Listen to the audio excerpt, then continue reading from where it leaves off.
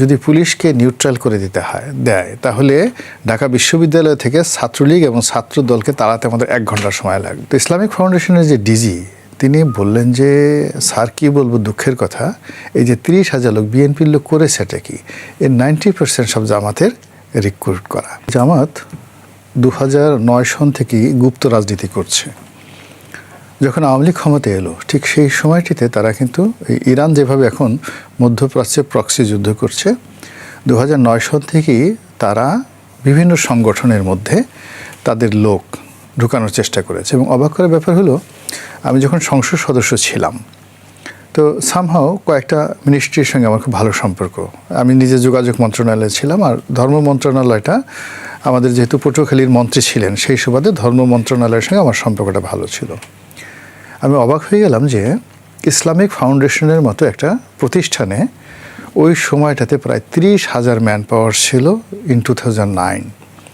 তো ইসলামিক ফাউন্ডেশনের যে ডিজি তিনি বললেন যে স্যার কী বলবো দুঃখের কথা, এই যে 30,000 লোক বিএনপির লোক করেছে এটা কি, এর 90% সব জামাতের রিক্রুট করা। তো এখন একটা প্রতিষ্ঠানে 30,000 লোক, যেটার ম্যান পাওয়ার মানে 2000 ওই যে বেগম খালেদা জিয়া যে ইলেকশনে এলেন 2001 সনে ওটার ম্যান পাওয়ার হয়তো 1000 বা 1500 ছিল। সেই 1000-1500টাকে ম্যান পাওয়ারে তারা 30,000-এ উন্নয়ন করেছে বিএনপিকে ব্যবহার করে।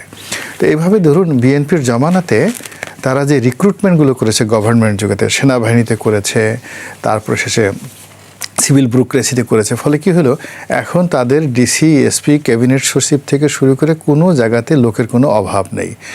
আর অন্যদিকে বিএনপি এবং আওয়ামী লীগের যারা লোকজন আছে তারা ময়লার বাক্সের চাঁদাবাজি, কারণ বাজারের মাস্তানি, তারপরে শেষে ওই অ্যাসোসিয়েশনের কে সভাপতি হবে, তারপরে এই একটা পুলিশ মানে সে ট্রান্সফার করলে কয় লাখ টাকা পাওয়া যাবে, এই সমস্ত দালালি ফালালিতেই তারা কিন্তু পুরো জীবন যৌবন শেষ করে দিয়ে কারো চুল গেছে, কারো পিঠ গেছে, কারো কত কিছু নষ্ট হয়ে গেছে এই পরবর্তীতে। কিন্তু জামাত মাশাআল্লাহ তাদের চেহারা শুরুতে এই বিভিন্ন সময়টাতে নূরের ঝলক আপনি দেখলেই মনে হবে যেন একেবারে আসমান থেকে সাক্ষাৎ ফেরেশতা চলে আসছে। এবং অদ্ভুত, আপনি কোনো জামাতের লোকের সাথে চলছেন কিনা, আপনি যেহেতু ভদ্রমহিলা, নিঃসন্দেহে কোনো অন্য মহিলা জামাতের সাথে চলছেন, আমরা যারা পুরুষ জামাতের সাথে চলছি আমাদের সাথে দেখা হলেই করবে কি সুন্দর করে হ্যান্ডশেক করবে। হ্যান্ডশেক করে আবার যেটা তর্জনী বলি, মূল যেটা যে আঙ্গুল উঠে ওই আঙ্গুল দেবার এটা খোসা দেয় যে আরও কিছু কথাবার্তা আছে, মানে আপনার সাথে হ্যান্ডশেক করলো, হ্যান্ডশেক করে আবার আরেকটা আঙ্গুল দিয়ে আপনাকে একটু চুলকানি দিয়ে দিল হাতের মধ্যে, যে শুধু এই হ্যান্ডশেক না আরও কিছু গোপন কথা আছে, let's talk together letter on. এরপরে সে করবে কি আরও একটু খাতির করার জন্য জড়িয়ে ধরবে এবং মানে হাক এমন একটা জিনিস সেটা যে কোনো মানুষকে নরম করে ফেলে। একজন হুজুর তারপরে পকেট থেকে আতর বের করে আপনার দাড়িতে, মোবারকে, চুলে বা হাতে একটু আতর লাগাই দিবে। এরপরে আপনাকে যদি খুব ফ্রুটফুল মনে করে আপনার বাসাটা জায়নামাজ পাঠাবে, একটা কোরআন শরীফ পাঠাবে, একটা তসবি দেবে, এরকমভাবে তারা বিভিন্ন কাজ করে। এবং আমি আওয়ামী লীগের এমপি, আমার তখন ভয় লাগে যে যদি কোনোদিন বলে যে রনি সাহেব ও জামাতের লোক ছিল, আমার তো বিকজ আমাকে 1 বার না 2 বার সে পাঠিয়েছে, জায়নামাজ পাঠিয়েছে, আম পাঠিয়েছে, মানে পাপিয়া ম্যাডামও আম পাঠায় আমাকে রেগুলার, কিন্তু জামাতের আম তো 1 বার 2 বার পাঠানোর পর, এবং আম শুধু পাঠায় না, পাঠিয়ে আবার জামাতের আমির বা সেক্রেটারি তারা টেলিফোন করে যে ভাই আপনাকে আম পাঠিয়েছে, ক্ষুদ্র এই উপহারটুকু নিয়ে আমাদেরকে করেন।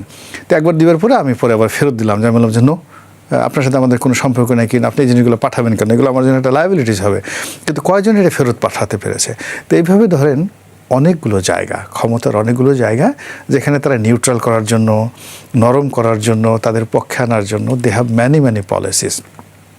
তো সেই পলিসিগুলো করে জামাত আজকের যে অবস্থাতে এসেছে তাদের ধারণা হয়েছে, দে ইউজ টু বিলিভ যে তারা এই রাষ্ট্র পরিচালনা করতে পারে।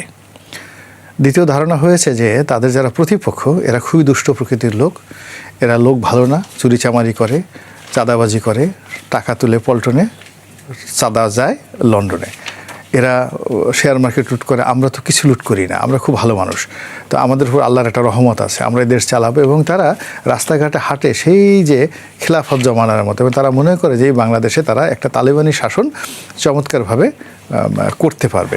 তো এই যে বিশ্বাস এবং অবিশ্বাসের দোলা, সেই দোলার মধ্যে যে তারা বিভিন্ন মানুষকে তারা কাছে নিচ্ছে, যেমন তারা এনসিপিকে নিচ্ছে, এখন আমরা এনসিপিকে নিয়ে কথা বলছি, কিন্তু আপনি যদি লক্ষ্য করেন একেবারে ডে ওয়ান থেকে আমরা যারা মিডিয়াতে আসছি আমরা সবাই বলেছি যে এরা জামাতের বাই প্রোডাক্ট। এমনকি অনেকগুলো আন্দোলন হয়েছে, যেমন ধরেন এই কোটা বিরোধী আন্দোলন, এই কোটা বিরোধী আন্দোলনের আমি কোনো নাম মেনশন করে বলবো না, এটা ফর্মুলেটেড বাই জামাত। একেবারে প্রথম দিন থেকে কোটা বিরোধী যে আন্দোলনটা হয়েছে ঢাকা বিশ্ববিদ্যালয়ে, সেটা একেবারে তাদের তৈরি করে। এবং এটা আমি বাস্তবে বুঝলাম কি করে, 2013 সনে আমার জেলে যাওয়ার সুযোগ হয়েছিল এবং তখন জামাতের যারা শীর্ষ নেতা তাদের সবার সঙ্গে আমি ওখানে একান্ত জেলে খুব কতগুলো প্র্যাকটিক্যালি কথাবার্তা হয়। তো সেখানে মীর কাসিম সাহেব আর আমি পাশাপাশি রুমে ছিলাম।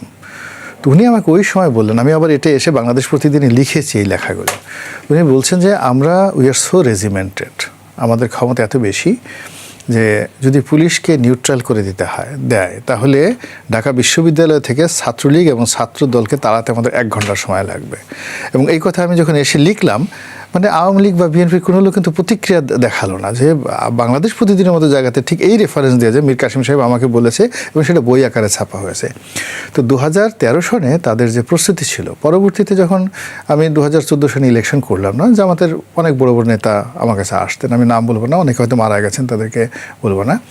তো তাদের যে প্ল্যানগুলো দেখেছি, পরিকল্পনাগুলো দেখেছি, সেই পরিকল্পনা অনুযায়ী তারা একটা রেজিমেন্ট ফোর্স হিসেবে যে কাজগুলো অতীতে করেছে এখনও ঠিক সেম কাজগুলোই কিন্তু তারা করে যাচ্ছে। এবং আপনি যখন একজন সেনাপ্রধান তিনি যখন বলছেন আমিরে জামাত, মানে আমিরে জামাত এই শব্দটা ইন্টারনালি, মানে তারা কিন্তু তাদের জামাতকে, মানে জামাতের যারা লোকজন আছে তারাই কেবল বলেন আমিরে জামাত, আবার অনেকে বলেন আমিরুল, না নাইবে আমির না, নাইবে আমির তো দ্বিতীয় পদ, মানে আমরা বলি জামাতের আমির, মানে নর্মালি আমরা এখানে যারা আছি বলি জামাতের আমির বা জামাতের আমির ডাক্তার শফিক, খুব অর্ডিনারি আমরা এইভাবে বলি। একইভাবে যদি নায়েব সাহেবকেও বলা হয় তাহলে নিশ্চয়ই নায়েবে আমির বলা হবে। হ্যাঁ, নায়েবে আমির বলা হবে। এখন ওরা জামাতের যারা লোকজন আছে তারা এটা একটা সম্মানজনক উপাধি, তারা বলে আমিরে জামাত, আমিরে জামাত এই কথাটা বলে। এখন ঠিক সেম ল্যাঙ্গুয়েজটা যেটা জামাতের রোকন পর্যায়ে যারা লোকজন আছে, যেটা টেকনিক্যালি এবং যেটা গ্রামেটিক্যালি তারা মানে এনলাইটেন করার জন্য আমিরে জামাত।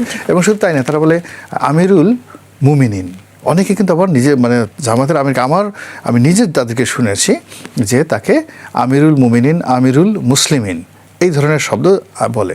তো যখন একজন সেনা প্রধান জামাতের প্রধান না বলে, জামাতের সভাপতি না বলে, জামাতের আমির না বলে যখন বলতেছেন আমিরে জামাত, ইট মিনস দাওয়াতি কর্মটা কোথায় পৌঁছে গেছে, থিঙ্ক অ্যাবাউট ব্যাপারটা। ফলে আমরা যত সহজভাবে তাদেরকে মনে করছি, মানে জিনিসটা এত সহজ না। There is a many equation, many dimension, এবং এখানে অনেক রসায়ন, ফিজিক্স, কেমিস্ট্রি, স্টিল ওয়ার্ক।